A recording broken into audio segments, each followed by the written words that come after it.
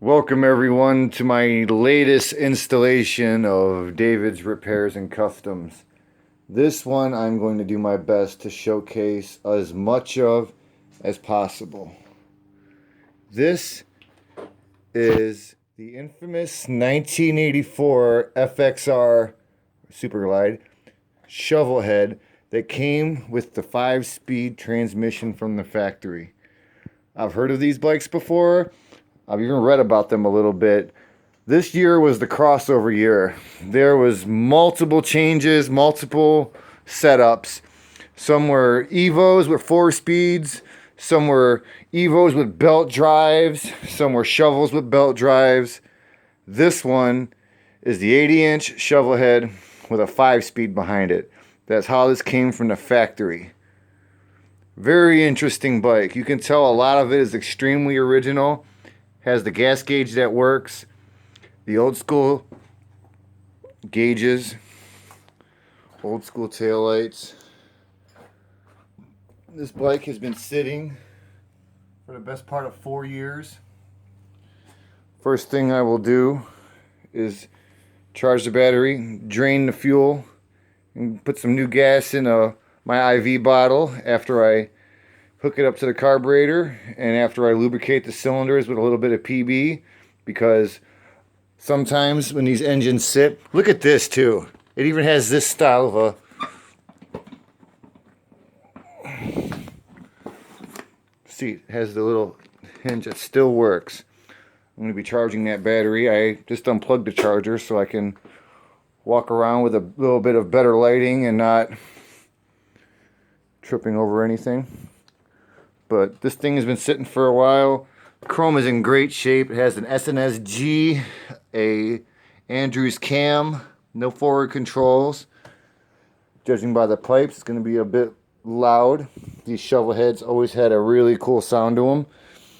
I'm going to showcase everything I do on this bike to the best of my ability to show what others should do if you come across an older bike and you're actually trying to bring it back to life without being in a hurry and really just trying to do it the right way. And this piece of history is well worth it. Well worth the extra time and consideration. I always love these super glides. And every step I take, I'm going to do my best to film as much of it as I can. So first thing I'm going to do is pull those spark plugs out, throw a little oil down those cylinders, let it lubricate while I charge the battery, drain the fuel tank, inspect the fuel tank, clean the carburetor out. This is the first installment, many more to come. I may do these in segments and share one as I go or make it one large video.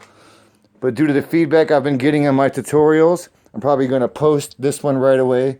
And then I'm just going to keep adding chapters. And maybe at the end I'll go back through and make it all one video.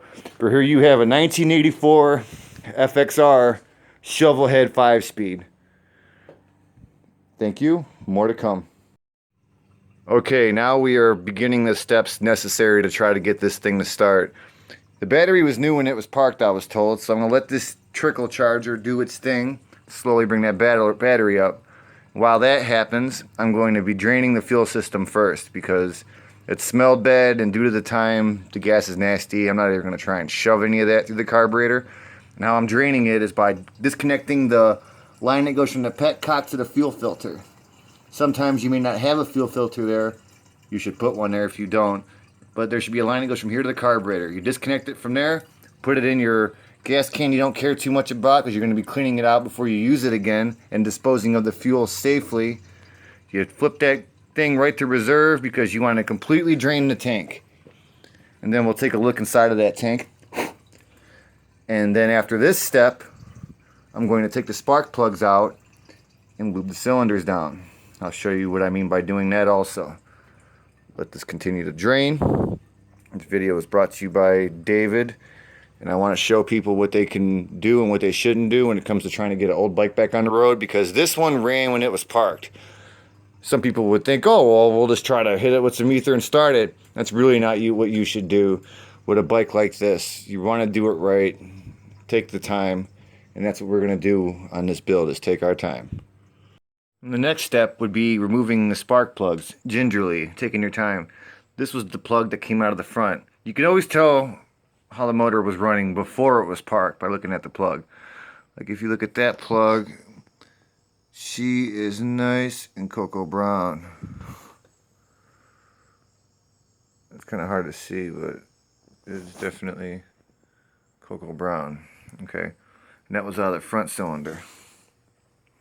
The rear cylinder was a little wetter, so it looks like it wasn't sparking as well as the front, which they said that there was a bit of a popping they had at one point. Makes me think it was something to do with the rear head because of the way the spark plugs looked. So then you take your plugs, put them somewhere no one steps on them, because I may use these to start the bike. I may not change them before I try, but if you look, there's actually lubrication on that plug. So the back plug was definitely the issue cylinder. So then next step is to make sure the cylinders are going to be okay to turn over. Use a little bit of rust penetrant, not much, just enough to, you know, let it lube, because now I'm going to let it sit overnight at least. Okay, I'm not going to even try and start this damn thing tonight. And then tomorrow when I go to try and start this, I'm going to disconnect the power to the coil so I don't fry the coil.